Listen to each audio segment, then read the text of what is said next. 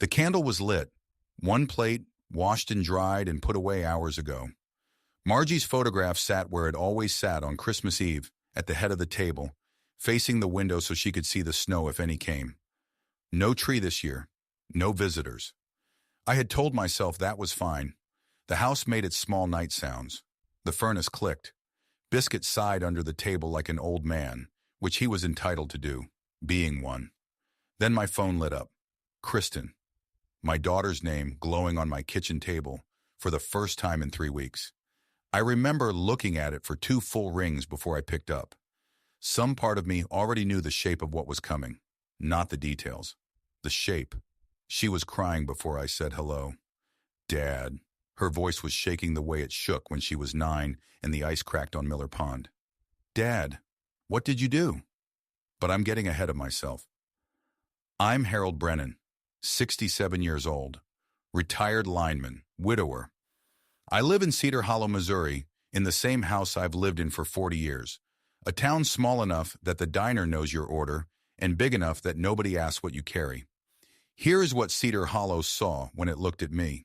An old man in a Carhartt jacket with a thermos of black coffee, a green pickup with 210,000 miles on it, a dog named Biscuit riding in the middle of the bench seat like he paid taxes. Thursday mornings at the Blue Willow Diner, corner booth, eggs over medium. That's all they saw. I preferred it that way. I'll get to why. I hired on at Merrimack Valley Electric Cooperative in 1977, 19 years old, a groundman with more nerve than sense. My crew chief in those first years liked to grab my collar before I could touch anything and say the same 6 words. Slow is smooth, kid. Smooth is alive. Storms taught me the rest. When the ice came down in '83 and the whole county went dark, I learned what it is to work all night in wind that wants you dead, so that strangers you'll never meet can make coffee in the morning. They don't send thank you cards to linemen. The lights coming on is the card. That was also the year I married Margaret Ellison. Margie. She was working the front desk at the co-op office, and she had a way of looking at a loud man that made him quieter, and a quiet man that made him braver. I was the second kind. 40 years, that woman. 40 years of her humming in the kitchen with the radio low, of her reading glasses pushed up into her hair, of her writing everything that mattered to her in a spiral notebook she kept in the recipe box. She's been gone 3 years now. Ovarian cancer, 14 months from the first bad Tuesday to the last quiet Sunday. The coffee stain is still on the arm of her recliner. I could get it out, I won't. The house holds her the way a kitchen holds the smell of bread. Her handwriting on the freezer bags. Her rain boots by the back door. Size 7, waiting on rain that's hers alone. For the first year, I couldn't open the recipe box. The second year, I opened it Sundays. Now I cook out of it most nights, and when I get a step wrong, I can hear her sigh. Patient and amused, the way she sighed at me for 40 years. People think a widower's house is empty. Mine's the opposite problem. My days had a shape, and the shape held me up. Feed Biscuit, walk the fence line whether the fence needs me or not. Coffee at the Blue Willow on Thursdays with Dale, where we solve the county's problems, and the county, ungrateful, goes on having them. Wednesdays I mowed for Eileen Prather 2 doors down, whose husband is gone too, and who pays me in tomatoes and won't be argued with. Small rounds. A small life to look at. That's what they'd tell you at the co-op too. Old Harold, steady as a fence post. Post never says much. Post is holding up more than you think. Our daughter Kristen came along in '86. She was a sparkler of a kid, quick as her mother, and I want you to know that first before I tell you the rest. Whatever this story sounds like at the middle of it, it starts and ends with a man who loves his daughter. But love and being seen are 2 different things. That's the thing about family. They can hold your hand and still not know whose hand they're holding. Let me braid this the way it actually sits in my memory. 2 threads, the years and the last 3 years. You need both to understand Christmas. First thread, 1994. A wet April, a rebuild job out on Route W, and my friend Dale Hutchins reached where a tired man reaches and nearly died with his boots on. The line was supposed to be grounded. The clamp had walked loose in the wind. I stood there that night in my own kitchen, hands still not steady, and I sketched a better one on the back of Margie's grocery list. A grounding clamp that couldn't walk loose, couldn't be half set, couldn't lie to you about whether it was holding. The co-op's engineer said file a patent, Harold, or somebody in a suit will file it for you. So I did. Cost me $800 I didn't have. 2 years later, a manufacturer in Ohio licensed it. The first royalty check came to the house in an envelope so thin, Margie thought it was a jury summons. It was $4,000. We sat at the kitchen table and stared at it like it might bite. The checks kept coming. Every utility from here to both oceans, as it turned out, had crews reaching where tired men reach. Some years it was more money than my salary. Some years it was a lot more. And here is where you have to understand my wife. Margie held that second check in her 2 hands and said, Harold, this is God's money that fell on our roof. We're not going to get big on it. We're going to get quiet on it. In 1998, she walked into the Karsten County Community Foundation and opened a fund. She named it after a woman who didn't exist anymore, in a manner of speaking. Her maiden name, the Ellison Fund. Every check it ever wrote was signed M. Ellison. Let my maiden name do the good, she said. Nobody looks twice at a dead name. The pantry roof in 99, the burn unit equipment at the county hospital, twice, the storm relief grants every time the sky got mean, scholarships, 1 a year, for linemen's kids because tuition shouldn't die on a hotline with a father, 28 years of it. Even the year the truck broke down, even her sick year, especially those years. The scholarships were Margie's favorite, and they started with a funeral. January of 2007, the ice storm, the one they still measure ice storms against. We lost a man that week, lineman out of the Bolivar crew, 39 years old, 3 kids, gone between one pole and the next. Margie stood at that graveside holding my arm hard enough to leave marks, watching those 3 kids in their borrowed coats. She didn't say anything on the drive home. She had the foundation on the phone by Monday. First scholarship went out that fall, and every fall after, and she read the thank you letters at the kitchen table with her reading glasses pushed up in her hair, crying happy, which was a specialty of hers I've never seen anybody else do properly. Nobody knew. Not the foundation board. Past the one director sworn to silence. Not the town. Not Kristen. That was Margie's rule too, and it was the only one that ever cost me. A gift stops being a gift the minute you watch it land, she said, and a child who grows up smelling money starts sniffing for it. So Kristen grew up the daughter of a lineman and a front desk clerk. We paid off her student loans in 2010 and let her believe it was a bank program. When she and Scott bought the house in Ridgewood Estates, a grant nobody could quite explain covered the down payment. She never asked twice. People rarely audit good luck. Second thread, the last 3 years. After Margie died, something in Kristen went to a place I couldn't follow. Grief does different work in different people. In me, it dug a well. In her, it built a wall, and she decorated the wall, and she started calling the wall a life. Scott helped. My son-in-law sells commercial real estate in Colombia, and he is not a bad man, but he is a man who reads the room to see who matters in it, and he had long ago decided I didn't. It's a certain kind of handshake. You'd know it if you've had one. Pressure, teeth, eyes already moving. The cuts were small. They always are at first. That's what makes them cuts and not wounds. Thanksgiving of 2023, I got moved to the folding table by the kitchen door. Just this year, Dad, the seating worked out weird. The seating worked out weird 3 years running. I built Scott a birdhouse that first Christmas without her. Cedar, copper roof, dovetailed, 40 hours if it was one. Margie always said my hands talk better than my mouth. He held it up at the party with one eyebrow working and said, "Very rustic, Hal. Very you." It went to the garage. I saw it out there in March, still in its ribbon, holding down a tarp. At Mason's birthday, Kristen introduced me to Scott's managing partner. "This is my dad. He was in maintenance." Maintenance. 41 years, 7 ice storms, a patent number, and 2 funerals of men I couldn't pull back fast enough. Maintenance. "Careful with the good chairs, Hal," Scott said one Sunday when I went to pull one out. "Those are Italian." I sat in the Italian chair. I said nothing. Margie's shoulders used to tighten before a joke landed at her expense. I felt my own doing it now and understood her better, 3 years too late. There was Grandparents' Day at Lily's school last spring. She'd made me a card, red construction paper, a stick man on a stick pole with a stick son, world's best grandpa in letters that got tired toward the end. I had it on the seat of the truck when Kristen called. Dad, about Friday. Scott's mom really wants to go, and the classroom only gets so many seats, and she never gets to do these things. Scott's mother lives 11 minutes from that school. I get the pictures after sometimes. I told Kristen that was fine, and I drove to the lake instead, and Biscuit and I split a sandwich, and I read the card twice, and we don't need to spend any more time on that day. 4th of July, their annual barbecue, I spent 40 minutes on my back on their deck fixing the compressor on the outdoor fridge because the party was warm and the caterer was stuck. Save the day is what I'd call it. When it was fixed, the party had moved to the front lawn for the fireworks, and I ate my plate on the deck steps, alone, listening to my family laugh from the other side of the house.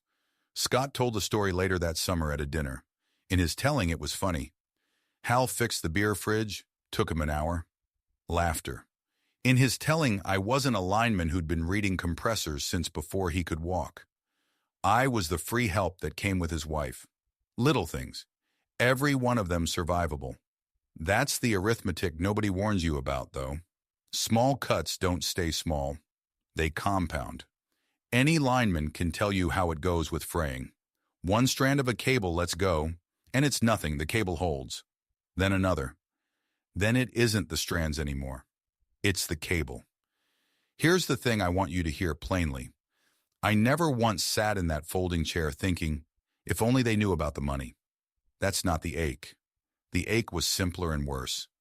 I sat there thinking, I'm your father. That was supposed to be enough. It was supposed to be more than enough. The quiet that protected the giving was the same quiet they mistook for smallness. I chose that quiet, and I'd choose it again. But nobody tells you the bill for it comes due at a folding table, watching your grandkids' heads at the far end of a room you're no longer part of. December 22nd, 2025, a Monday. I had the wreath out on the porch rail and 2 grocery bags of the makings for Margie's molasses cookies because Lily had asked for them in October, and an 8-year-old's October promises are contracts. The phone rang at 4 in the afternoon. Hey, Dad, Kristen's bright voice, the one she uses on clients. I should have heard it then. So, Christmas. We're keeping it really small this year. Scott's partners are coming, and his parents, and the house is just going to be completely full. There's just no room. You understand. No room. I looked at the grocery bags on my counter. Molasses. 2 kinds of ginger. Sure, sweetheart, I said. I understand. We'll do something in January, she said. Lunch or something. Love you, Dad. Love you too. And then the line didn't click. She thought she'd hung up. The phone went into her pocket or onto her marble island, face up, still open, still faithful. Phones are like kids. They repeat what they hear at the worst possible time. I heard dishes. I heard Scott ask something I couldn't make out, except my name in the middle of it, Hal, with a little laugh already attached. Then my daughter's voice, easy as weather. He'll be fine. He doesn't even notice things anymore. And Scott, closer to the phone, enjoying himself. What's he going to do, cry into his coffee? Laughter. 2 people's worth. I stood in my kitchen and listened to my daughter's house until the phone finally figured out what had happened and went quiet. No shouting, no slammed doors, no speech into a deadline. I set the phone face down on the counter gently, the way you set down something you don't trust yourself to hold. And a thing that had been bending in me for 3 years finally went ahead and broke. Not my heart. Something more useful. I stopped explaining them to myself. You know that job? The one where you sit up nights being their lawyer? She's grieving. He's under pressure at work. They didn't mean it the way it sounded. I'd been doing that job for 3 years without pay. I quit that night. He doesn't even notice things anymore. Sweetheart, noticing was my whole trade. I spent 41 years reading a grid the size of 3 counties, finding the one loose clamp in 10 dark miles. I notice everything. I just don't charge admission to my noticing. I noticed the folding table had become my table. I noticed my calls going to voicemail on the 2nd ring, which means a thumb did it, and on the 6th, which means at least the phone got to ring. I noticed that in 4 years, my son-in-law had never once asked me a question about myself. Not one. I could have been a spy. I could have been dying. He'd have learned either one from the paper. That night, I put the molasses and both kinds of ginger in the cupboard, up high, and washed the mixing bowl I'd already set out and dried it and put it away. A man makes a fool of himself in small ways when he's hoping. The cupboard door closing sounded louder than it was. Then I sat in Margie's recliner with the lamp off and had it out with myself. The whole conversation, both chairs. Because there was a road open to me that night that plenty of men take, and I want to be honest that I looked down it. The cold letter, the changed will, the lawyer with instructions to make it sting. I sat there and felt the pull of all of it, the way you feel a current through your boots before your meter ever reads it. And then I heard her. Not a ghost. Just 40 years of knowing what she'd say, which is better than a ghost. Harold, we didn't keep the quiet 28 years so you could spend it like a slap. By morning I knew what I was going to do, and it wasn't to them. That's the part I need you to understand before we go on. What happened next was never aimed at my daughter. It just landed on her. There's a difference, and the difference is the whole story. Thursday morning, I was in the corner booth at the Blue Willow by 6, and Dale Hutchins slid in across from me at 6:10, the way he has every Thursday since we retired, wincing at his knees on the way down. Dale is the only living person who knows. He figured it out in 2011, being the one man who'd seen both the patent paperwork and Margie's handwriting, and he has kept it shut for 15 years, which by Cedar Hollow standards qualifies him for a federal clearance. I told him about the call, all of it, the open line, the laugh. Dale stirred his coffee for a while. He takes it with enough cream to insult the bean. You know what I'm going to say, he said. Say it anyway. You've got the hospice papers sitting at the foundation with everything filled in but the name line. Been sitting there since June. Margie's house, her last wish, and you've been stalling because quiet was her rule. He set the spoon down. So here's my question, Harold, and take your time. You want a reckoning or a ribbon cutting? Pick one. You only get to keep one. That's the thing about old friends. They hand you your own thoughts, sanded smooth. You should know what Dale is to me, so the scene weighs right. April of '94, I was the one who got to him. I've never told the whole of it, and I won't now except to say there are maybe 4 seconds of my life I still visit at 3 in the morning, and those are them. He went home to his wife that night because the reach missed. The clamp came out of those 4 seconds. So when Dale Hutchins tells me what a thing is for, I listen. He's the reason the money exists. He's also the reason I know exactly what it's worth, which is nothing, next to a man going home to his wife. She asked you for a porch, Dale said, quieter now. 3 sides. I was there, Harold. I heard her order the porch like she was ordering lumber. His coffee was getting cold and he let it. It's June, it's been sitting at that foundation. What were you waiting on? Permission, I said. It came out before I knew it was true. From who? She gave it. I heard that too. He looked out the window at the square, at the bank sign saying 29 degrees. You weren't waiting on permission to build it. You were waiting on permission to be seen. Well, I'm an old man eating eggs, and I'm giving it to you. Margie died in a rented wing of the county hospital that the staff did their level best to soften. 14 months, and in the last of them she held my hand and said the only thing she ever asked me for. This county needs a real hospice house, Harold. A porch, real kitchens. Finish it for me. And when you do... She smiled then, that tired, bright smile. You can sign your own name to that one. I won't be here to be embarrassed. I had laughed. She had meant it. Driving home from the diner, I could hear her voice plain as the radio. Peace over pride, Harold, but peace is not the same as hiding. So, not a reckoning, a ribbon cutting, not at them, for her. But under my own name, finally, because a man can keep a promise and stop being a secret in the same motion. 28 years of quiet was Margie's gift to the county. The name was going to be mine to her. December 23rd, 9 in the morning, I sat in Camille Rourke's office at the Karsten County Community Foundation in my good jacket with Biscuit disapproving from the truck. Camille has run the foundation for 11 years and kept the secret for 11 years. The folder was already on her desk. She'd been keeping it warm since summer. The Margaret Ellison Hospice House, 16 beds, a porch on 3 sides, because Margie was specific about porches.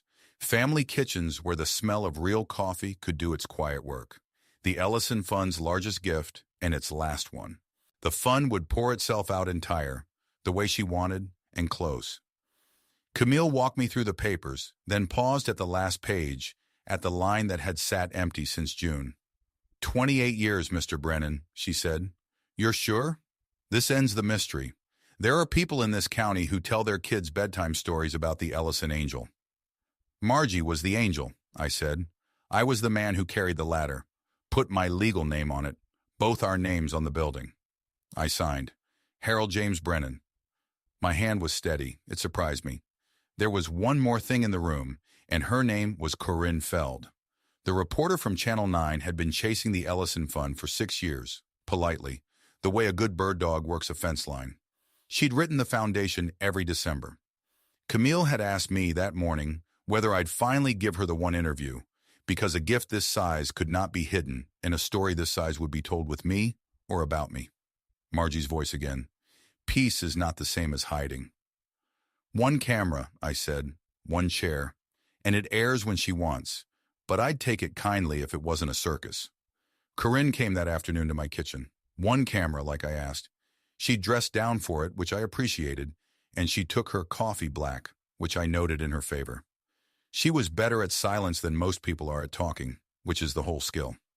She'd ask a small question and then just wait, hands folded while the clock ticked, until the true answer got tired of hiding and came out on its own. I told her about the clamp and about Dale's boots, and about a woman who signed a dead name to 28 years of living. I showed her the recipe box and the spiral notebook and the entry from 1998 where Margie had written the fund's one rule in blue ink and underlined it twice. Corinne read it and didn't say anything for a while, and when she looked up, I saw she was going to tell this thing right, and I stopped being nervous. I told her about the candle Margie lit every Christmas Eve for her own mother and how I light it now for her. The cameraman got a shot of the candle on its shelf, unlit, waiting. That shot made the broadcast. I suppose he knew his trade too. I did not say one word about my daughter. She asked about family. I said, family's had a hard few years since we lost Margie, and left it there. And Corinne, to her lasting credit, left it there too. Why now? She asked at the end. Why the name after all this time? Because my wife believed a gift stops being a gift the minute you watch it land, I said. I kept her rule as long as I could keep her. This last one is a headstone, ma'am. You don't leave a headstone blank. She was quiet a moment. Then she said they'd air it Christmas Eve, the 10 o'clock, as the closer. The kind of story people should get to unwrap, she said. She packed her camera. I set one plate for supper, and on Christmas Eve, I lit Margie's candle at dusk, put her photograph at the head of the table facing the window, and let the night come on however it wanted to come. I had the television on low, more for the company than the content. 10 o'clock came. The anchor did the weather and a house fire and a food drive. And then there I was. My co-op photograph from 1998, hard hat and all, the pantry, the burn unit, with a nurse I'd never met crying in the hallway, a scholarship kid, grown now, an engineer, holding up her diploma. Corinne's voice stitching 28 years together, the words Ellison Angel on the screen in white letters, then my kitchen, my hands on my coffee cup, my voice saying, "You don't leave a headstone blank," and my name. 67 years old, and the first time a television ever read my name out loud, I was standing at my own sink, rinsing one plate. Harold James Brennan, retired lineman, Cedar Hollow. The candle flickering behind the anchor's shoulder in the B-roll like it knew it was on. I sat down in Margie's recliner, next to the coffee stain, and I said to the empty room, "Well, sweetheart, there it is." Across town, though I didn't know it yet, my daughter's house was full. Scott's partners, his parents, the good chairs, the Marble Island. Somebody had the 10 o'clock on in the den. I've heard the scene described 3 times since, twice by Kristen and once by Mason. And in all three tellings, the same thing happens. The room goes loud, then quiet, then very quiet, and everyone turns around slowly and looks at my daughter. Her phone lit my kitchen table at 11 minutes past midnight. She was crying before I said hello. Dad, what did you do? Merry Christmas, sweetheart, I said. The pantry? Her voice kept breaking and restarting like an engine in the cold. The burn unit? The scholarships? The storm fund, Dad? The reporter said 28 years? That was you? That was you and Mom the whole time? Nothing new, honey, I said. You just found out about it. Silence on the line. Real silence, the kind with furniture in it. Somewhere behind her, a room full of Scott's partners was pretending not to listen and failing. The house we're standing in, she said, slower now, arithmetic arriving the way it does at midnight.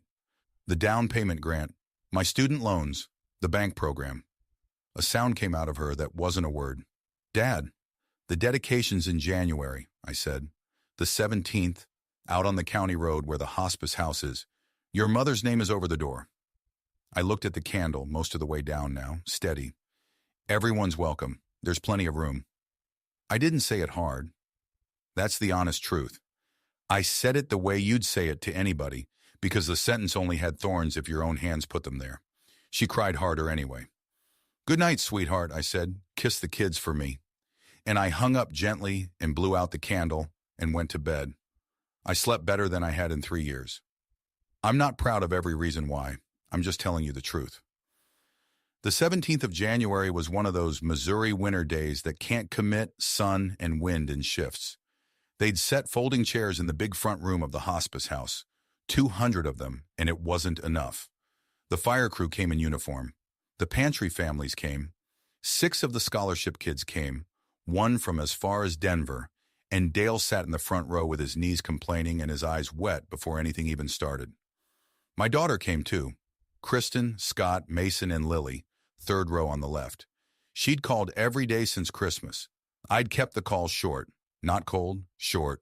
Some fruit you don't pick early. Camille spoke. Corinne was there with the 1 camera. Then it was me, 4 minutes, no notes. I did not say one word about Christmas. 200 people and a television camera. And I had the shot if I'd wanted it. Here's what I've learned about shots like that. They hit the wrong target every time. There were 2 kids in the 3rd row who didn't do anything to anybody. So I talked about Margie, about a front desk clerk who took a lightning strike of money and turned it into a porch for dying strangers, about her rule. Margie always said loud giving is just buying, I told them. She made me keep quiet for 28 years, and it was the 2nd best promise I ever kept. I looked at the doorway where her name was carved over the lintel, Margaret Ellison Brennan, and my voice did what it wanted to do for a second, and I let it. Forgive me, sweetheart. Just this once, they needed to know your name. The room stood up. I looked at the 3rd row exactly once. Scott had his jaw set the way men do when the alternative is worse. Kristen wasn't even trying. Afterward, there was coffee and a crowd, and I shook more hands in 1 hour than in the 10 years prior. The engineer from Denver, the first scholarship kid, found me by the window and told me her father's name. And I told her I'd known him, because I had, and she held on to my hand with both of hers for a long minute, and neither of us needed more than that. The fire chief, the pantry ladies, a woman whose mother had died gentle in a good bed because of a burn unit that had the right machine on the right night.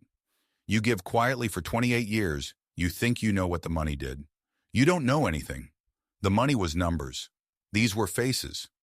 Scott reached me first of the family, and his handshake started as the old one, pressure, teeth, eyes moving, and then about halfway through it, quit pretending. His eyes came back and stayed. I hung the birdhouse, he said, which is the strangest apology I ever got, and among the best. I found Kristen at the donor wall. Every gift, 28 years, engraved small. M. Ellison, M. Ellison, M. Ellison, all the way down, and then the last line, the 2 names together. She stood in front of that wall like it was weather. I sat you at a folding table, she said. There it was, not the news, the noticing. You can buy a building and a wall can't do it. It has to arrive on its own feet. You did, I said. I told them you were in maintenance. I said. I maintain plenty. She laughed and broke in the same second, and I held my girl in front of her mother's wall while she said sorry into my coat more times than I could keep count of. And I didn't tell her it was fine, because it wasn't, and I didn't tell her it was unforgivable, because it wasn't that either. 10 days later, she sat at my kitchen table, just the two of us and the dog. I said my piece once, and short. I'm done auditioning, Kristen. Done being scheduled. Done being explained. Done earning a chair I built. I'm not angry, but that part of my life is over. I nudged the sugar bowl her direction, Margie's sugar bowl, the cracked one. My table's always set. Who sits at it is up to you. She looked at the sugar bowl a long time. Every Sunday, she said, if you'll have us. That's the mercy if you're keeping track. Not pretending it didn't happen. Leaving the door open with the porch light on.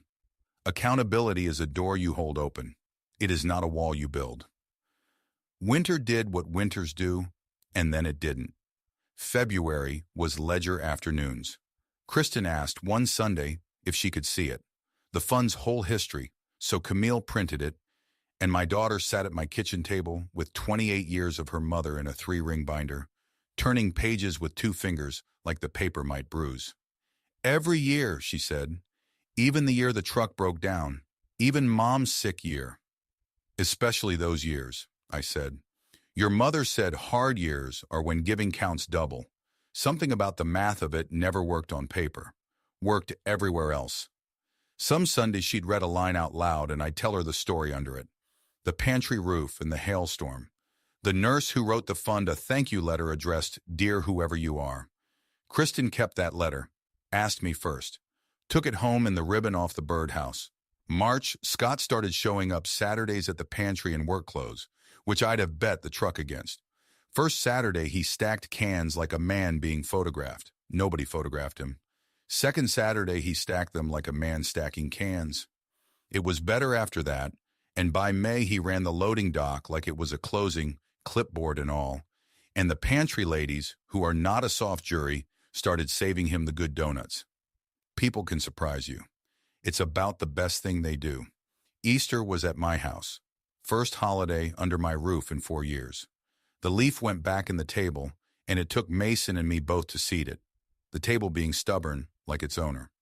16 for dinner when you counted the Hutchinses, and we counted the Hutchinses. Lily appointed herself a job without asking anybody. She fetched the photograph, her grandmother at the lake in 1991, laughing at something forever, and set it at the head of the table and moved a chair there nobody was allowed to sit in. 8 years old. Nobody taught her that. Grandma sits here, she said, and that was that, and I had to go check on the rolls for a while. Mason rides along on pantry Saturdays now, sits in the middle of the bench seat where the dog used to insist, and the dog, being gracious in his old age, allows it. My grandson asks lineman questions the whole drive. What's the worst storm? Was I scared? How does the clamp know it's holding? The same questions his mother asked at 11, back before she got busy becoming somebody. In May, the hospice house took its first families. Camille asked if I wanted to be there the first week. I did not. That house isn't mine, and it isn't a monument. It's 16 beds and 3 porches doing quiet work, which is the whole idea. But I drive the county road past it some evenings, and there are rocking chairs on the west porch now, and usually somebody in one, taking the sunset the way Margie prescribed it.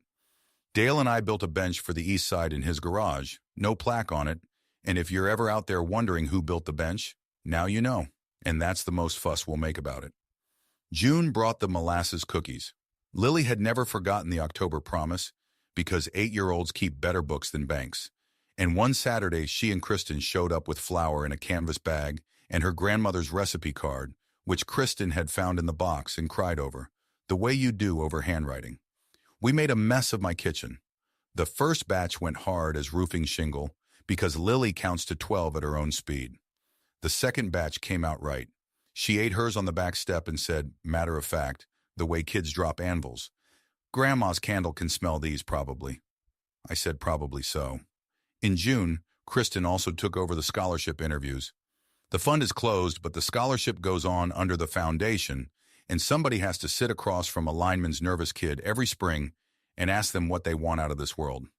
She wears her mother's reading glasses to do it, says they help her see. They're plain glass magnifiers from the drugstore. I haven't told her. On Margie's birthday, the last Sunday in April, Kristen asked to come to the cemetery with me. First time since the funeral. We didn't make a production of it. I trimmed the grass around the stone with the hand clippers I keep in the truck because the mower boys get careless at the edges, and Kristen stood reading her mother's dates like there'd be a quiz. Then she said, I keep wanting to tell her things. And I said, so tell her. I do. Out loud when nobody's around. Sometimes when somebody is. She laughed, and then she did it, told her mother about the ledger and the wren and Lily's cookie arithmetic, standing in the April wind in her good coat, and I walked back to the truck to give the two of them the room. Sundays found their shape, too. 1 o'clock, pot roast or chicken. Whoever shows. Some weeks it's all of them. Some weeks it's just Kristen and the kids, Scott off showing a property, and that's fine. A table isn't a courtroom. Attendance isn't testimony. She does the dishes now without being asked, standing where her mother stood, and the first time I saw that from the doorway, I had to go count something in the garage. The birdhouse hangs off Kristen's back porch. A wren moved in April. Scott sends me pictures of it like it's a grandchild, and I keep everyone. That's the epilogue if this were that kind of story. Nobody grand got destroyed. Nobody wears sackcloth. A family got smaller the hard way, then bigger the honest way, and on Sunday afternoons my house is loud, and there's a chair at the head of the table nobody sits in, and nobody has to say why. The candle will get lit again next Christmas Eve. It always will. But the plates are the difference. You should see how many plates. If you've ever set one plate at a table you used to fill, if you've ever been loved by people who forgot to look at you, if you've ever given quietly and wondered if the quiet would swallow you whole, this last part is for you.